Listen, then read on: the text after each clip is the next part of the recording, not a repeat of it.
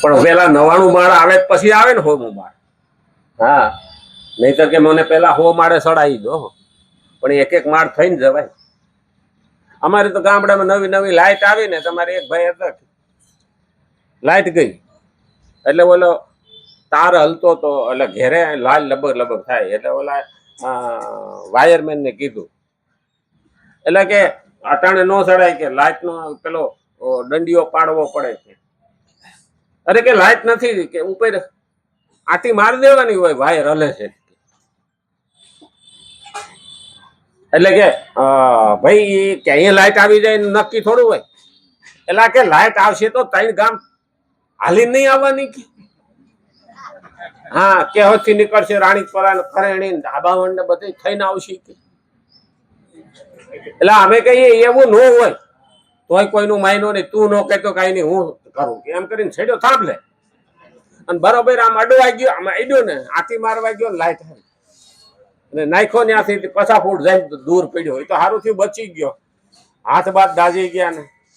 મારું બેટું એ કે આનો ભરોસો ન કરાય, કે 1 લાત મારી ક્યાંય નાખી દીધો કે. હું કહું તું તો કહેતો હતો ને ત્યાં કઈ થોડો રિક્ષામાં આવવાની લાય. એ કે હોય ઝબકારો થયો ને અહીંયા મને નાખ્યો કે. હું કહું એની એટલી જ ઝડપ હોય, પણ ના સમજે અને સમજાય વા સમજે ની જનાવરની જાય. આખો વખત કે શું કરીએ, આ નથી અમારી. ઘણાને સમજાવ્યા ન સમજે. અમે ભણતા ને ત્યાં સંસ્કૃતમાં એક સુભાષિત આવતી, ચોમાસું પેલો વરસાદ પડે ને એટલે વાંદરો સણોથી ભેગ્યું કરીને આમ ફાટે. હવે સણોથી માંથી કઈ આવે નહીં, લાલ દેખાય એટલે એને એમ લાગે મને ગરમી લાગે, પલળે. તે બોલી ચકલી બેઠી હતી ડાયરે ઝાડે. એ કે અમે નાનકડા થઈએ ને તો કે માળો બનાવીએ છીએ. તો તને તો ભગવાને એટલી તાકાત આપી છે, 2 હાથ જેવું આપ્યું છે, તે બફલ કરી લેતો હતો. ઓલા વાંદરાનું મગજ ગયું, આ વરી મને કે આવડું શિખામણ દેવા આવ્યું છે કે. માયરો કૂદકો પકડીને પસાડ્યું, માન નાખ્યું. આવા માણસને શિખામણ પણ દેવાય નહીં. એટલે ધ્યાન રાખવાનું, એનાથી આઘા હારા. વર્ણ આશ્રમ વગેરેના અનુસાર સર્વ મનુષ્ય પોતાનું કર્તવ્ય, એટલે કે સ્વધર્મ કલ્યાણપ્રદ છે. પોતાનું કર્તવ્યનું પાલન કરે ને તો એ સ્વધર્મ. ખરેખર એમ છે ને કે દુનિયા કાંઈ સુધારવાની નથી, પણ દુનિયા સુધરે કે ના સુધરે તારાથી શરૂઆત કરી ને. બધા જો આવું વિચારે તો તારાથી શરૂઆત કરી તો તું સુધરી તો ઓલો પણ હામા વાળો વિચાર છે કે હું પણ સુધરું. આપણે કોઈને સુધારી શકતા નથી. આપણે એમ કહીએ ને કે અમે નદીને ચોખ્ખી કરીએ, ના, આપણે નદીને ચોખ્ખી કરી શકતા નથી. શાસ્ત્રમાં તો ત્યાં સુધી કીધું છે કે નદીને ચોમાસામાં રજસ્વલા હોય, એને કારણે એ સાફ થઈ જાય. રજસ્વલા જેમ કચરો શરીરમાંથી બહાર કાઢે, એવી જ રીતે નદી પણ બધો જ કચરો ચોમાસામાં ઢસડી અને બહાર કાઢે. અને અંદર કચરો ન નાખો. નદીને ધ્યાન રાખવું હોય તો અંદર ગટર ન નાખો, અંદર કચરો ન નાખો. અત્યારે તો માણસ શું છે, બધા કચરો બધો નદીમાં જ નાખે, ગટરું જોડી દે. નહીતર શાસ્ત્રે કહ્યું છે કે કોઈ એને સાફ કરી નથી શકતું, એ જાતે સાફ થાય છે. પણ આપણે કચરો નાખીને એને ગંદી કરીએ, એ પાપ આપણે મોટું કરીએ. અને એટલે જ એમાં જે હોંકડા ભેળવે છે ને, ગટરું ભેળવે છે ને, એ જ નડે છે. વર્ણ આશ્રમ વગેરેના અનુસાર સર્વ મનુષ્યોનું પોતપોતાનું કર્તવ્ય એટલે સ્વધર્મ કલ્યાણપ્રદ છે. પરંતુ બીજા વર્ણ આશ્રમ વગેરેનું કર્તવ્ય જોવાથી પોતાનું કર્તવ્ય અપેક્ષા કરતા ઓછા ગુણો વાળું દેખાય છે. બીજા વર્ણનું જોઈએ ને એટલે આપણા વર્ણનું કર્તવ્ય આપણને ઓછું દેખાય. હવે આ તો વર્ણ વિશે તો કહ્યું હતું કે બ્રહ્મ, ક્ષત્રિય, વૈશ્ય અને શૂદ્ર. હા, પછી કોઈ એવું લાગતું હોય છે કે હવે આપણે ક્ષત્રિયમાં મજા નથી, કે હા વૈશ્યનો વર્ણ છે એમાં મજા છે, કે અમારા બેટા કે બહુ પૈસા વાળા. હા, આપણે તો મહેનત કરી શું કરવાની. હકીકતમાં પૈસાથી એની તુલના થતી નથી. શાસ્ત્રમાં વૈશ્યની માથે જવાબદારી મોટી મૂકી છે. તું કમા છો તો તારે ધર્મ અને દેશ માટે વધારે આપવાનું રહેશે. શિવાજીએ જ્યારે હિન્દુના રક્ષા માટે થઈને મહેનત કરી, ત્યારે શિવાજીને રૂપિયા આપવા હતા, પણ મોગલોની બીકે, ત્યારે મુસલમાનનું હતું, મોગલોની બીકે આપણે સુરતના વેપારીઓએ આપી નતા શકતા જાહેરમાં.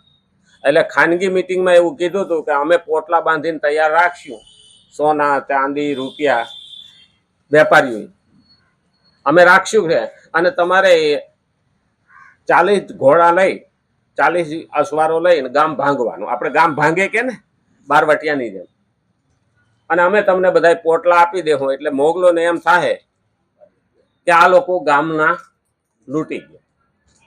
ભરૂચ અને સુરત આ બે પૈસાદાર હતા. એટલે એ આઈડિયા કર્યો, અને શિવાજીને લડવા હાટું જે હથિયાર અને રૂપિયાની જરૂર હતી, એ આપણા સુરતના વેપારી ને ભરૂચના વેપારીઓએ એને મદદ કરી હતી, પણ બીજી રીતે. કારણ કે ત્યારે મુસલમાનોનું હતું, અને અમારા લોકોએ કીધું હતું કે હિન્દુ ધર્મ ટકાવવાનો હોય છે તો વસ્તી ચેતવવી પડશે, વસ્તીને ચેતતી રાખવી પડશે. એટલે ભેગા તો બેહવા ના દેતા. મુસલમાનનું રાજ હતું, ના મંદિરે બેહવા દઈએ, ના ક્યાંય કથા કરવા દઈએ.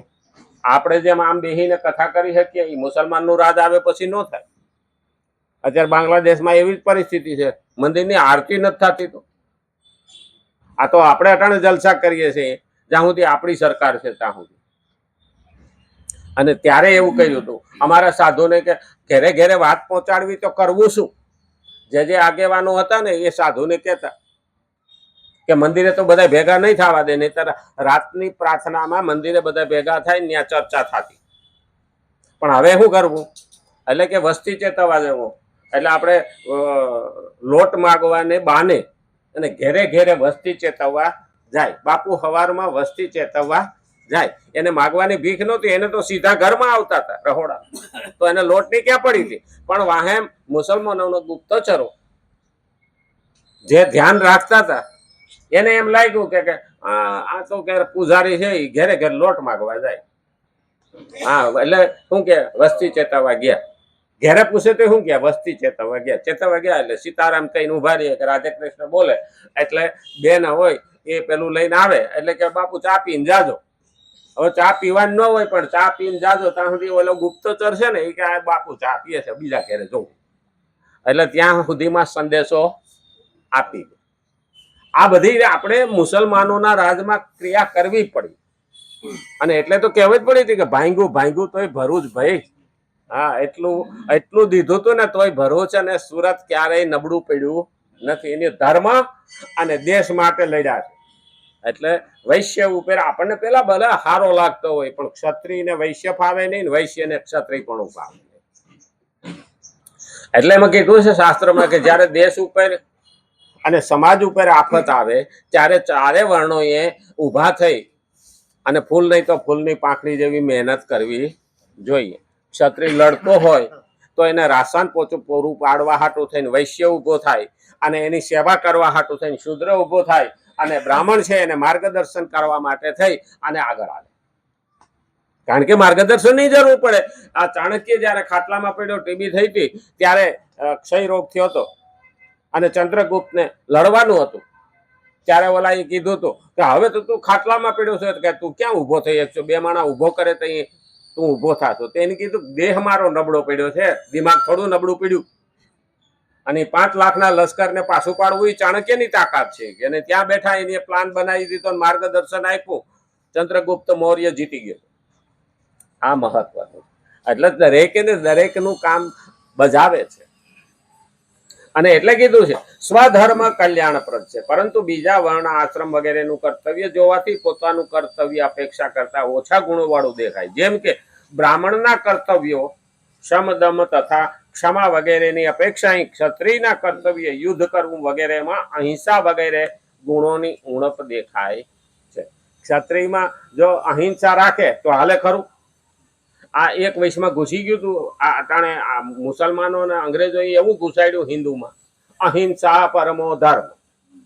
અહિંસા અહિંસા, સત્ય અહિંસા, ચોરી ન કરવી. બરોબર છે, પણ એ સજન માટે.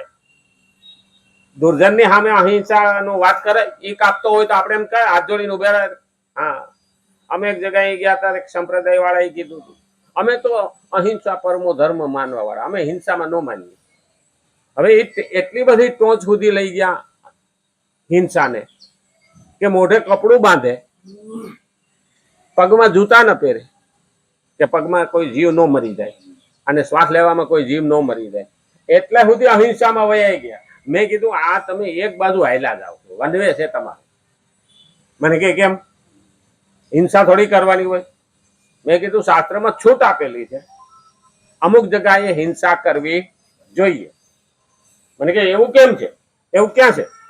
હવે તમારી જ દીકરીની કોઈ ઇજ્જત લૂંટતા હોય અને ત્યાં હાથ જોડીને કહો અહિંસા પરમો ધર્મ, તો શું કરવાનું? એ કે ત્યાં તો કે તલવાર ઉપાડવી જ પડે ને. તો હું એ જ કહું છું, એક બાજુ હલાય નહીં. ક્યાંય ગાય કપાતી હોય, ક્યાંય દીકરીની ઇજ્જત લૂંટાતી હોય, ક્યાંય ધન લૂંટાતું હોય, કોઈને જીવનું જોખમ હોય, તો એ જગ્યાએ હિંસા કરવી યોગ્ય છે અને એને યોગ્ય ઠરાવ્યું છે. આ યુદ્ધમાં અધર્મીઓને મારવા એ પાપ નથી. ધર્મના રક્ષણ કાજે અધર્મીઓને મારવા પડે. એટલે તો કૃષ્ણએ કહ્યું છે કે દુનિયામાં શાંતિ લાવવી હોય તો હરામખોરોને કાપ્યા વિના ચાલશે નહીં.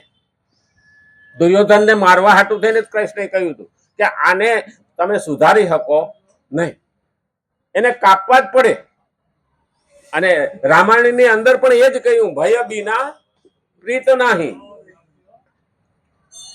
અને એટલે કહ્યું કે શમ દમ તપ ક્ષમા વગેરેની અપેક્ષાએ ક્ષત્રિયના કર્તવ્ય યુદ્ધ કરવું વગેરેમાં અહિંસા વગેરે ગુણોની ઉણપ દેખાય છે. હવે આપણને એવું લાગે કે ક્ષત્રિયો દયા નથી રાખતા. દયા ક્યાંથી રાખે? એને તો દુશ્મનોને મારવાના છે.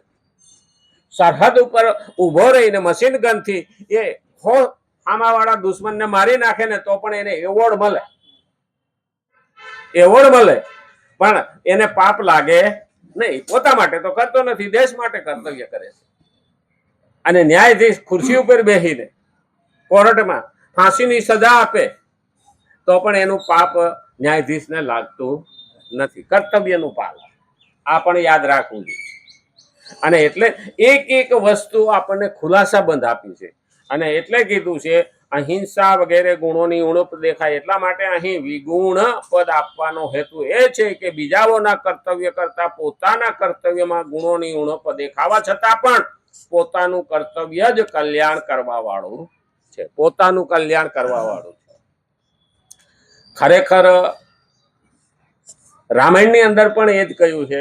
રામે વાલીને માર્યો ત્યારે વાલીએ રામને પ્રશ્ન કર્યો બાણ વાગ્યા પર કે હું તો તમારો શત્રુ નથી, તો મને તમે શા માટે આ સજા આપી? તો કે ક્ષત્રિયનો ધર્મ છે કે ન્યાયના પક્ષમાં ઊભું રહેવું. રામે જવાબ દીધો. તો કે મેં શું ગુનો કર્યો? તો કે નાના ભાઈની પત્નીને તે ઘરમાં બેહાડી, એ તારો મોટામાં મોટો ગુનો છે. સમાજને યોગ્ય નથી, જેથી કરીને તને મૃત્યુદંડની સજા થવી જોઈએ. તો મને છુપાઈને કેમ માર્યો? તો કે એ જ મહત્વનું છે. કારણ કે ઘણી વખત વસ્તુ સામે આવીને નથી થતી, ત્યારે છુપાઈને પણ કરવી પડે. આ આપણને સમુદ્ર છે ને, એ વરસાદ મોકલે છે, પણ એ મેઘરાજાના પાછળ છુપાઈને આપે. સમુદ્રનું પાણી વરાળ થાય અને વાયુ મદદ કરે અને વરસાદ અહીંયા પહોંચે. ઠીક છે, હવે આપણે અહીંયા ટેન્કર પૂગતું નથી. હા, અહીંયા થોડા જાજુ ઝરમર થઈ જાય. આગળ અમે જુનાગઢ હોય ને એમાં 40 ઇંચ વરસાદ પડ્યો નથી. એ લોકો હું બંબા ખોલી નાખ્યા. હે, હા, આપણે રહી ગયા. અને વાહે આવ્યું તે થોડા જાજુ ટેન્કર હલાવે તો 2 ગાગે નીકળે. ભગવાનને એવું હોય ને. અને એ સૂર્ય, સમુદ્ર, ઇન્દ્ર આ બધા વ્યવસ્થા કરવા વાળા છો.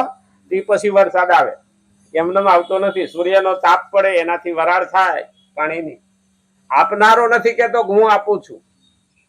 અને જે ત્યાંથી લે છે એ સૂર્ય નથી કેતો કે ભાઈ હું આ મહેનત કરું છું તઈ તને વરસાદ મળે. નહીં, આપણે તો થોડા જાજુ કર્યું હોય ને તો 2 બિસ્કિટના પેકેટ દઈને કેમેરો બોલાવી.